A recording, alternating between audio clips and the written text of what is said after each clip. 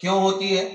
तो रिसर्च में निकला, पत्नी हफ्ते भर में एक दिन झगड़ा कर कर अपने दिल का सारा गुब्बार निकाल देती है और पति उस गुब्बार में दब दब की भापड़ा मरे जाता है, अंदर के अंदर कुड़े जाता है वो, क्योंकि कुछ बोल नहीं पाता। इसलिए आपसे निवेदन है, घर पर मत बोलो, कम से कम कथा में तो बोलो अच्छे से, जिससे, क्योंकि प्रत्येक माताओं के मन का बात रहती है कि हमारे पति की उम्र लंबी हो, बड़ी हो, हमारा उम्र बढ़े।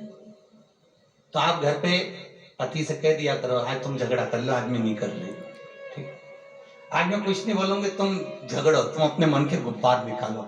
उसके मन के गुब्बार तो निकलवाओ, ऐसे ऐसे निकालेगा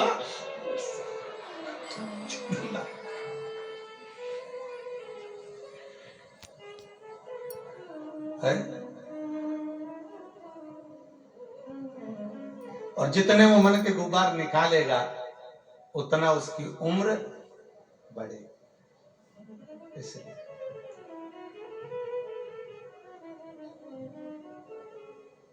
इतना सुंदर है कि तुम्हारे भूखे रहने से, करवा चौथ के दिन तुम्हारे भूखे रहने से पति की उम्र नहीं बढ़ती। पति की उम्र तब बढ़ती है जब तुम मीठा बोलती हो, तुम्हारे मीठे बोलने से उसकी उम्र बढ़ती है। अब दिन भर तो प्राण खाए और एक दिन भूखी रह जाए, तो लाभ कौन सा हुआ उसमें? कुछ भी नहीं। महाराज, सबसे बड़ा आश्रम, बोलो जम के बोलो, गृहस्थाश्रम। घर में रहो, परिवार में रहो। वेद व्यास जी ने सुखदेव जी से कहा, आप वन में जाकर नहीं रहोगे, आप गृहस्थाश्रम में पढ़ोगे, विवाह करो, शादी करो, बच्चे करो और परिवार का भरण पोषण करो। परिवार को देखिए। सुखदेव जी ने मना कर दिया। जब सुखदेव जी ने मना करा तो वेद व्यास जी ने बोला ऐसे मानने वाला नहीं है। तो सुखदेव जी महाराज से वेद व्यास जी करें, एक काम करो कि यदि आप गृहस्थाश्रम में नहीं पढ़ना चाहते तो पहले गुरु मंत्र ले लो। क्या ले लो? गुरु मंत्र। और गुरु मंत्र ले लिए तो महाराज सुखदेव जी कहते हैं, मेरे जैसे ज्ञानी को अब कौन से गुरु की जरूरत पड़ गई, जब मैं स्वयं इतना ज्ञानी हूं, मैं स्वयं इतना विद्वान हूं, मेरा विद्वत्ता इतनी प्रबल है, तो मुझे फिर गुरु की जरूरत क्या है? क्या करूंगा मैं गुरु का? वेद व्यास जी ने कहा, पृथ्वी पर यदि जन्म लिया है तो इन इंद्रियों को साधने के लिए, इन इंद्रियों को साध देने के लिए गुरु मंत्र की जरूरत होती है। गुरु बिन ज्ञान न उपजे, गुरु बिन संशय ना मिटे, गुरु बिन भक्ति ना मिले, गुरु बिन मुक्ति ना। भक्ति, मुक्ति, शरणागति हो।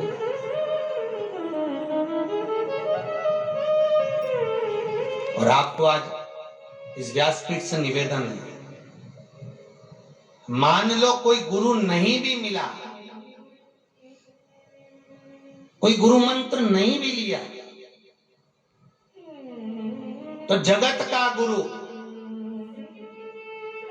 देव आदिदेव महादेव है, उसको अपना गुरु मानकर उसकी शरणागति ग्रहण कर कर मंत्र पंचाक्षर का जाप करना प्रारंभ कर देना चाहिए। पंचाक्षर मंत्र का जाप महादेव को गुरु बनाकर, शिव को गुरु बनाकर।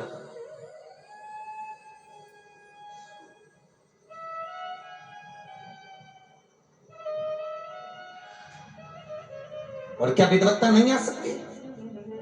कई लोग पूछते महाराज जी, शंकर भगवान तो शिवलिंग तो पत्थर का होता है, फिर उसको गुरु मंत्र कैसे? तो गुरु द्रोणाचार्य और एकलव्य की कथा याद कर लेना। एकलव्य ने जाकर कहा था, गुरुदेव मुझे भी विद्या दीजिए। मना कर दिया। परीक्षा ली, उस परीक्षा में अव्वल निकल गया।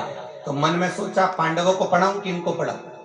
अब करा क्या जाए, उसको मना कर दिया। उसने जाकर एक मूर्ति बना ली पत्थर की और मूर्ति बनाकर विद्या ग्रहण कर ली। एक दिन गुरु ने परीक्षा ली, परीक्षा लेकर मन में विचार आया, बताओ मैंने जिसको पढ़ाया वो 5 तो हल्के रह गए और ये जिसको नहीं पढ़ाया, जिसने केवल मूर्ति रखकर पूजन करी, आगे निकल गया। इतना ये आगे निकल गए। तो गुरु जी ने उसी समय, उसी पल, उसी घड़ी,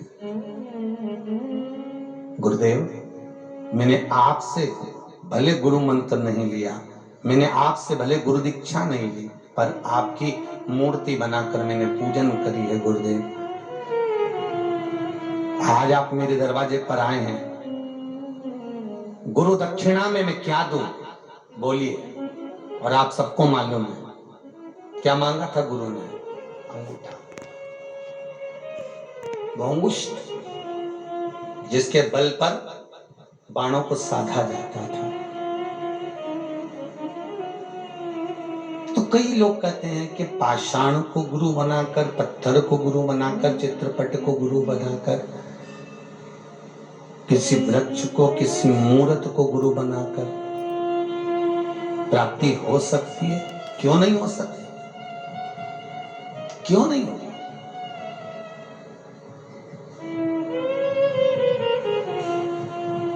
शिव को गुरु मान लो,